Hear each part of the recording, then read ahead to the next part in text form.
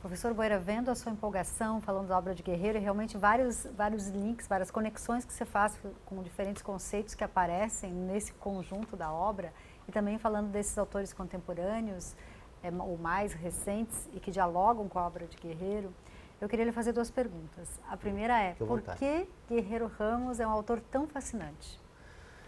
Ele é um autor fascinante, a meu ver, porque ele tem um olhar transgressor sobre as disciplinas, sobre as culturas. Ele consegue nos dar subsídios para pensar para além das disciplinas científicas, das caixinhas, e para além das culturas, não de forma excludente. Ele não é um autor, apesar do nome guerreiro, ele é um autor que tem esse olhar abrangente, né?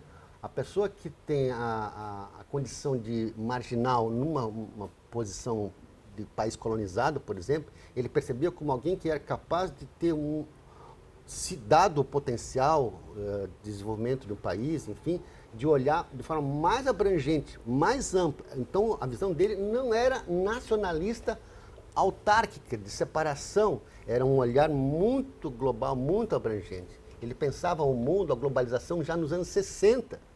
Né? Então é impressionante a capacidade de articular em conceitos ideias que permanecem atuais até hoje, embora ele tenha falecido em 82, ele consegue nos dar subsídios para... eu já orientei várias dissertações e teses com base nas ideias dele, e eles são realmente muito pertinentes até hoje. E por isso me parece fascinante. Interessante, porque ele, como você diz, ele é um transgressor das caixinhas disciplinares, mas ao mesmo tempo ele articula contribuições de vários campos da ciência. Sim, poderia vários exemplos. A redução sociológica, por exemplo, ele transgride a ideia a ideia de parentético, ele tira da filosofia e coloca na sociologia. Ele está o tempo todo transgredindo disciplinas e criando conceitos de uma maneira que só os clássicos, as pessoas que simplesmente olham à frente do seu tempo, conseguem fazer. Sim, também me chamou a atenção na sua exposição essa questão de estar à frente do seu tempo, e também por isso ele é fascinante, num certo sentido, não? Com certeza. Porque, como você disse, ele não ignora autores que vieram antes, que já apresentavam alguns desses temas ou problemas, Sim. Mas ele é fascinante porque ele o faz de uma maneira original no seu tempo e original para os campos, Sim. Tanto da sociologia como da administração pública, por exemplo. Ele cria, por exemplo, o conceito de fenomenologia, que as pessoas vão procurar e não encontram, não existe, é um neologismo. Né? Ele joga com as palavras de uma maneira criativa, coisa que muitos autores na França, especialmente, criam o tempo todo, neologismos, né? E nós achamos o máximo. Enquanto que no Brasil, se os autores brasileiros criarem conceitos, são de alguma maneira, considerados marginais, ou seja, nós temos que copiar. Nós até hoje somos neocolonizados por essa ideia de que quem pensa são os autores europeus, né? E nós temos que coletar dados e oferecer a interpretação desses dados a partir de autores estrangeiros. Interessante. Então ele também, nesse sentido, é transgressor, criativo e mais livre, né? No uso da proposição de conceitos. Ele conhecia muito esses autores europeus, mas ele não se subordinava ao pensamento deles. Ele tinha sempre uma interpretação própria daqueles conceitos, daqueles autores. Muito interessante. Bem, e também por isso, né, tantos pesquisadores, como você coloca, contemporâneos, dialogam ou a gente pode perceber a presença de ideias de Guerreiro Ramos na obra de muitos autores, como você já colocou. Mas o que eu queria te perguntar é como hoje, né, um estudante, um pesquisador, ou mesmo um gestor, que queira explorar um pouco mais, aprofundar a sua reflexão sobre o que faz hoje, sobre os desafios contemporâneos, como explorar mais a contribuição de Guerreiro Ramos. Inclusive, paralelo a isso, com o que você colocou também, vários dos problemas sobre os quais ele já refletia na década de 60, 70, hoje a gente vive de uma forma ainda mais dramática. E também faz sentido, né, a reflexão de Guerreiro Ramos sobre esses desafios ou sobre essa visão limitante que tínhamos lá atrás. Mas como é possível hoje um pesquisador contemporâneo, um estudante contemporâneo, explorar a obra do Guerreiro e encontrar caminhos de reflexão e de resposta a esses Aham. desafios?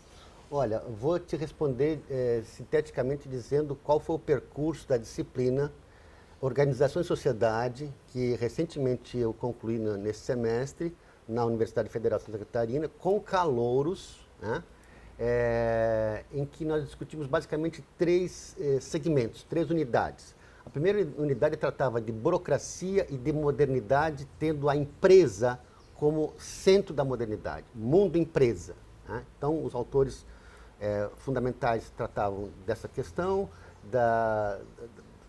parece que um mundo sem saída, ou seja, o mundo empresa, grandes corporações e a burocracia. A segunda unidade da disciplina, e o componente da metacognição, que é o modo como eu trabalho nas aulas, servia como contraponto para pensar de forma distanciada e crítica essas ideias de burocracia e de modernização. Né? A segunda unidade era Guerreiro Ramos, capítulo 1, sobre a racionalidade, capítulo 2, sobre a razão substantiva, e o último capítulo que trata das novas perspectivas da nova ciência. Eles fizeram, os alunos em equipes, né? Eles fizeram resumos desses textos, apresentaram em sala de aula e depois nós juntamos com a terceira unidade, que era sobre economia solidária. Aí pegamos autores diferentes, Genalto, a própria Carolina Dion, e um autor que eu utilizei, um texto que eu utilizei, feito por mim e pela Vanessa Simon, que trata de olhar a condição da mulher, o empoderamento da mulher a partir das categorias do Guerreiro Ramos.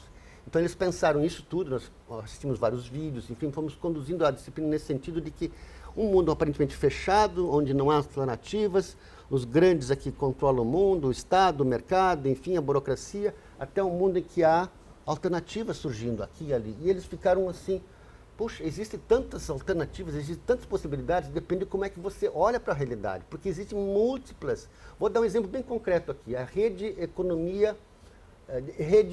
Ecovida, de agroecologia. Ela se distribui ao longo dos 3 estados, Santa Catarina, Paraná e Rio Grande do Sul, reúne milhares de agricultores que não utilizam agrotóxicos e que têm parceria com entidades ecológicas ou com universidades, como a UFSC, através do CEPAGRO, e que eles conseguem produzir de forma, como rede mesmo, se respeitando sem que haja o predomínio de alguém, não há um patronato, não há um domínio, uma hierarquia.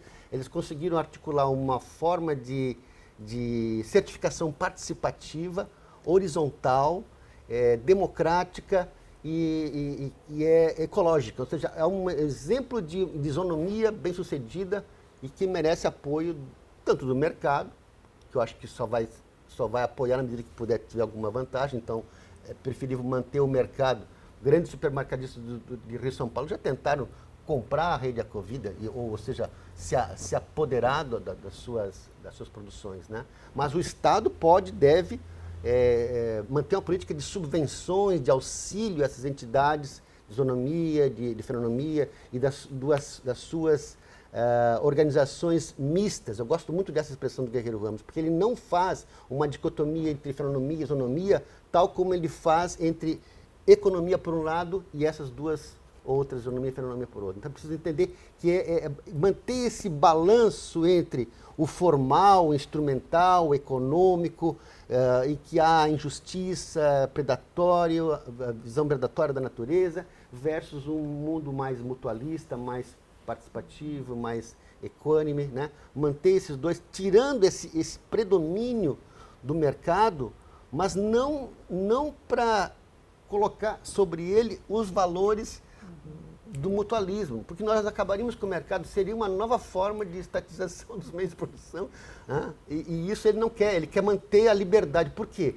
Porque a autorrealização humana, segundo Guerreiro, só é possível se você estiver participando de várias organizações, se você puder transitar ao longo da sua vida por várias organizações. Se você ficar a vida inteira em uma única organização, você fica bitolado, você fica condicionado. Então você tem que ter a liberdade para viver in between, entre as organizações. Você tem a liberdade de viver em ambientes formais e não formais. Ambientes em que você é voluntário, outro hora que você é empregado, enfim. Ele não é excludente e por isso também é fascinante. Ele é um autor do equilíbrio, da visão ampla da realidade. Então, não é nem uma sociedade centrada no mercado, mas também não uma economia que tem o mercado como única alternativa. Porque a gente poderia falar em economia solidária ou economia plural. E essa economia plural seria essa combinação, ok, de alguns elementos de uma economia mais tradicional, de mercado, mas também com novas possibilidades que vão sendo testadas. O Genalto França Filho apresenta um exemplo muito interessante. Imagine uma mulher que precisa trabalhar e não tem com quem deixar a sua filha ou seu filho pequeno, né? Ela não tem como se deslocar até uma creche, ou não tem uma creche próxima da sua casa, e ela recebe a solidariedade de uma vizinha que cuida da sua criança até que ela possa ir e voltar do trabalho. Essa solidariedade, ela poderia ser traduzida em termos econômicos, porque ela não faz parte da economia, não é contabilizada pelo PIB, é parte da riqueza social, não é contabilizada, mas ela poderia ser contabilizada. O custo de se deslocar até a creche, encontrar uma creche, deixar alimento e condições de vida para aquela criança, tudo isso é suprido pela disposição, pela boa vontade, pela solidariedade daquela vizinha. Então isso é parte da economia, sim. A economia ela é feita de muitas coisas que não são monetizáveis, que não passam pelo monetarismo. Mas a nossa visão de mundo é economia só existe se houver troca de moedas. E essa visão errada, a ideia do PIB faz contas erradas. Além de erradas, muito limitadas. Basta dizer que há países que incluem a criminalidade no cômputo do PIB para elevar o seu PIB, para parecer que tem uma economia mais forte. Desde quando que uma economia com alta criminalidade é mais forte? Então, professor Boera, desses vários pontos que você coloca e também alguns autores que você citou, autores colegas nossos que a gente espera convidar para próximos debates.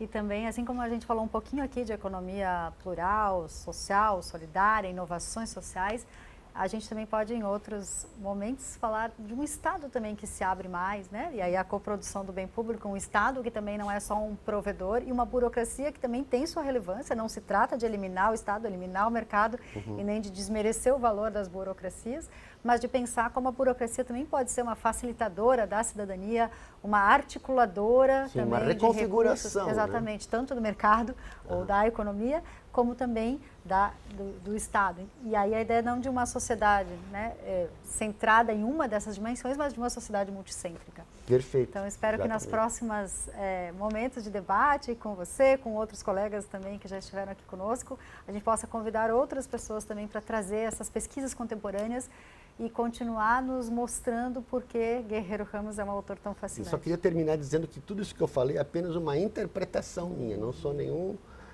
dono da verdade aqui para dizer o que o Guerreiro Ramos disse, né? Se ele estivesse aqui, diria com outras palavras e com mais brilhantismo e propriedade do que eu, com certeza. Obrigado muito pela sua Excelente, me estimula bastante. A gente sempre, eu particularmente, né, eu sempre acho difícil, porque é uma obra densa, múltipla, né? densa, não é? Mas ouvindo vocês me motiva e me mostra, sim, é possível. E qualquer pessoa, né, que é interessada em aprender, em se surpreender, ela vai encontrar na obra de Guerreiro um caminho interessante. Muito obrigada, professor Boera. Obrigado.